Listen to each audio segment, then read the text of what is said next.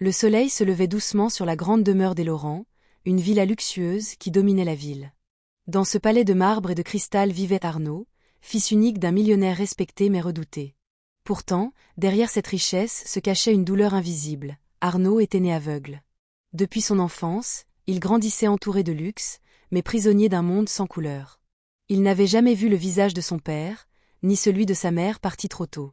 Il vivait dans le silence des murs froids, accompagné par des domestiques qui l'aidaient mécaniquement, sans jamais lui offrir la chaleur d'un véritable contact humain. Son père, Monsieur Laurent, croyait que l'argent pouvait compenser son handicap. Il achetait les meilleurs jouets, engageait les professeurs les plus réputés, et payait les médecins les plus chers. Mais malgré tout cela, Arnaud restait enfermé dans l'obscurité. Un matin, la maison accueillit une nouvelle employée, Aminata, une femme de ménage d'origine modeste, au regard doux et au sourire lumineux. Elle venait d'un village lointain et avait accepté ce travail pour subvenir aux besoins de ses enfants restés en Afrique. Contrairement aux autres employés, Aminata n'était pas intimidée par les murs dorés du manoir. Elle avait grandi dans la simplicité et croyait que la vraie richesse n'était pas dans l'or, mais dans le cœur. Dès leur première rencontre, Arnaud sentit quelque chose de différent. Alors que la plupart des domestiques se contentaient de lui donner ce qu'il demandait, Aminata s'asseyait avec lui. Elle lui parlait. Elle riait avec lui.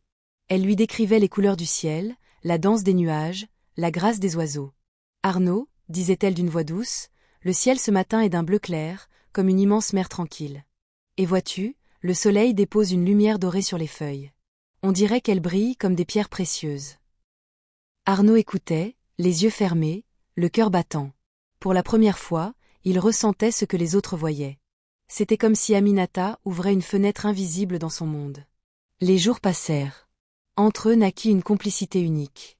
Aminata lui apprenait à reconnaître les parfums des fleurs, à écouter le murmure du vent, à toucher les textures de la vie.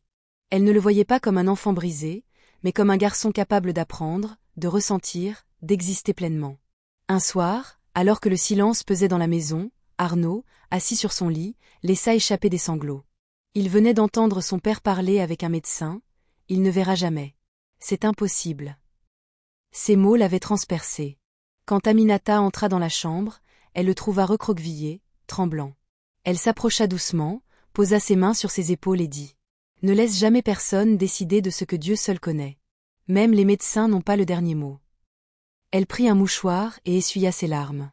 Puis, dans un geste instinctif, elle frotta doucement ses paupières fermées avec ses doigts, tout en murmurant une prière qu'elle avait apprise de sa grand-mère. « Seigneur, rends la lumière à cet enfant qui vit dans l'ombre. Mets ton miracle là où les hommes disent que c'est impossible. » Un frisson parcourut Arnaud. Il sentit une chaleur étrange, comme une flamme douce, au fond de ses yeux. Il ne comprenait pas ce qui se passait, mais quelque chose avait changé en lui. Les jours suivants, il remarqua de petites choses. Une différence entre l'ombre et la lumière quand on ouvrait les rideaux, des éclats plus clairs dans l'obscurité. Il n'osait pas y croire. Mais chaque fois qu'Aminata était près de lui, cette sensation s'intensifiait. Un matin, alors qu'il se tenait dans le jardin, Arnaud leva soudain la tête et s'écria « Aminata, je vois quelque chose. Je vois de la lumière. » Il tremblait. Ses yeux, autrefois vides, semblaient capter des rayons. Aminata, bouleversée, fondit en larmes. Elle prit ses mains et les serra fort. Le cri alerta toute la maison. Le millionnaire arriva en courant, suivi de plusieurs domestiques.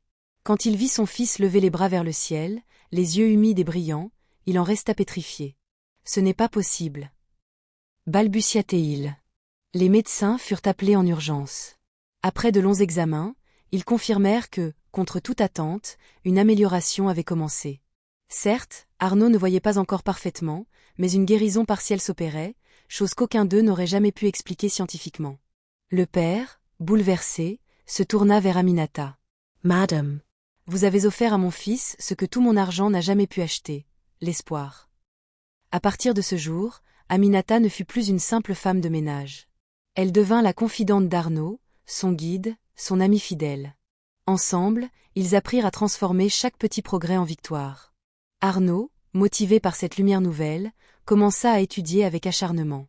Il voulait devenir médecin, pour rendre aux autres ce miracle qu'il avait vécu. Et Aminata, humble mais fière, le soutenait à chaque pas. Quant à Monsieur Laurent, lui qui croyait que tout pouvait s'acheter, il comprit une vérité profonde.